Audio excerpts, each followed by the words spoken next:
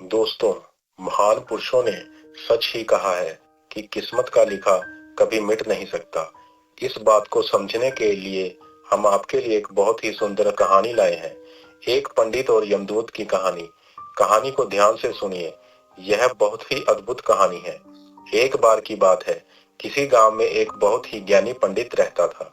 एक दिन वह अपने बचपन के दोस्त से मिलने उसके गांव जा रहा था। उसका वह दोस्त बचपन से ही गूंगा था और एक पैर से अपाहिज भी था। दोस्त का गांव काफी दूर था और रास्ते में कई छोटे छोटे गांव भी पड़ते थे। पंडित अपनी ही धुन में आगे बढ़ रहा था कि अचानक रास्ते में उसे एक और व्यक्ति मिला। वह भी पंडित के साथ साथ चलने लगा।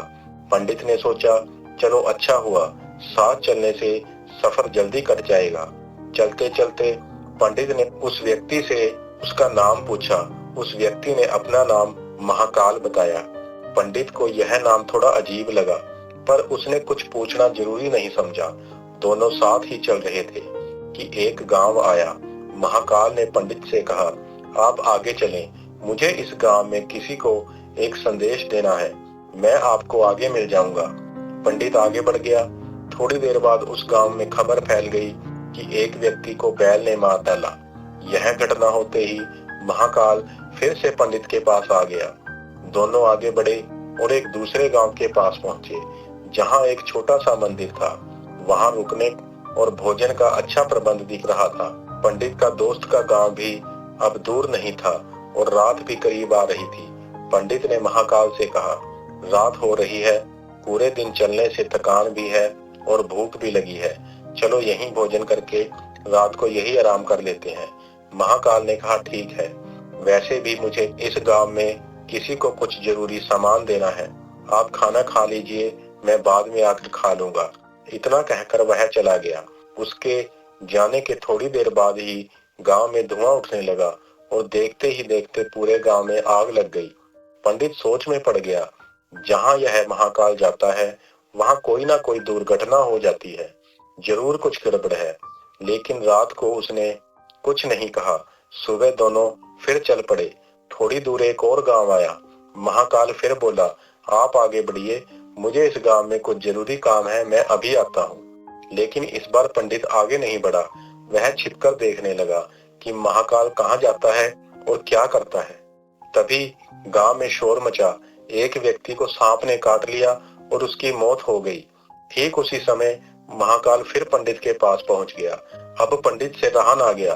उसने पूछ ही लिया, तुम जहां भी जाते हो वहां कोई ना कोई मर क्यों जाता है? सच बताओ, तुम कौन हो? महाकाल बोला, पंडित जी, मैं सोचता था आप बहुत बड़े ज्ञानी हैं, इसलिए आपके साथ चल रहा था, पर आप अभी तक पहचान ही नहीं पाए कि मैं कौन हूँ। पंडित बोला, मुझे थोड़ा शक तो है, पर तुम खुद बता दो। महाकाल ने उत्तर दिया, मैं यमदूत हूँ। यमराज की आज्ञा से उन लोगों के प्राण लेता हूँ जिनकी आयु पूरी हो चुकी है। यह सुनकर पंडित घबरा गया, पर उसने हिम्मत करके पूछा, अगली मौत किसकी है? महाकाल बोला, अगली मौत आपके दोस्त की है, जिससे मिलने आप जा रहे हैं, और उसके मरने का कारण भी आप ही बनेंगे। यह सुनकर पंडित सन्न रह गया। उसने सोचा, तो मैं उससे मिलूं ही नहीं, कम से कम मैं उसकी मौत का कारण तो नहीं बनूंगा। महाकाल बोला, आपका उससे ना मिलना कुछ नहीं बदल पाएगा। उसकी मृत्यु निश्चित है और अगले ही कुछ पलों में होने वाली है। अब पंडित को यकीन हो गया कि महाकाल सच में यमदूत है। तभी पंडित पीछे मुड़ा और अपने गांव वापस जाने लगा। तभी उसने देखा उसका दोस्त तेजी से उसकी ओर आ रहा है। वह गूंगा और अपाहिज होने के कारण ना तो उसे पुकार पाया और ना ही जल्दी पहुंच पाया, लेकिन पूरी ताकत लगाकर पंडित के पीछे चला आ रहा था। वैसे ही वह पंडित तक पहुंचा, अचानक उसकी मौत हो गई। महाकाल बोला, आपका दोस्त पिछली बस्ती से ही आपके पीछे पीछे आ रहा था। वह गूंगा और अपाहिज था, पर आपको मिलने की खुशी में उसने अपनी हदों से ज्यादा मेहनत की। दिल की कमजोरी के कारण चलते चलते ही उसका जीवन समाप्त हो गया, इसलिए उसकी मौत का कारण आप ही बने। पंडित समझ गया, मौत किसी के बस में नहीं। कुछ देर बाद उसके मन में अपनी मौत जानने की इच्छा हुई। उसने पूछा, मेरी मौत कब होगी? महाकाल बोला, आपकी मृत्यु आज से ठीक 6 महीने बाद आज ही के दिन होगी। एक दूसरे राज्य में फांसी लगाने से होगी। और हैरानी की बात यह होगी कि आप खुशी खुशी फांसी पर चढ़ेंगे। यह कहकर यमदूत चला गया। पंडित ने लौटकर राजा से अपनी समस्या बताई। मंत्रियों ने कहा, यदि पंडित दूसरे राज्य में नहीं जाएगा तो फांसी भी नहीं होगी। इसलिए पंडित को राजा के महल में सुरक्षित रखा गया। 6 महीने निकल गए। मृत्यु वाला दिन आ पहुंचा। डर के कारण पंडित जल्दी सो गया। उसे नींद में चलने की बीमारी थी, जिसके बारे में ना उसे पता था ना ही किसी और को। रात में वह सोते सोते उठकर घोड़ों के अस्तबल में पहुंचा। सबसे तेज घोड़े पर चढ़ा और सीधे पड़ोसी राज्य में पहुंच गया। वहां के महल में भी वह पहुंच गया और अनजाने में रानी के पास जाकर सो गया। सुबह राजा ने उसे देखा और क्रोधित होकर फांसी की सजा सुना दी। पंडित ने सच्चाई बताई। राजा ने जांच करवाई और बात सच निकली।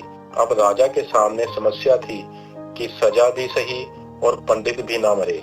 मंत्रियों ने कहा, कच्चे धागे की फांसी दे दी जाए ताकि राजा का वचन भी रहे और पंडित जी की जान भी बचे। लेकिन जैसे ही फांसी दी गई, धागा तो टूट गया, पर टूटने से पहले ही उसे पंडित के गले की नस काट दी और कुछ ही क्षणों में पंडित की मृत्यु हो गई। सब लोग हैरान थे। किस्मत ने अपना काम कर दिया था। जो होना होता है वह होकर ही रहता है। भविष्य को जानना ईश्वर ने हमें इसलिए नहीं दिया कि हम डर डर कर जिए। दोस्तों, अगर कहानी पसंद आई हो तो चैनल को जरूर सब्सक्राइब करें। धन्यवाद।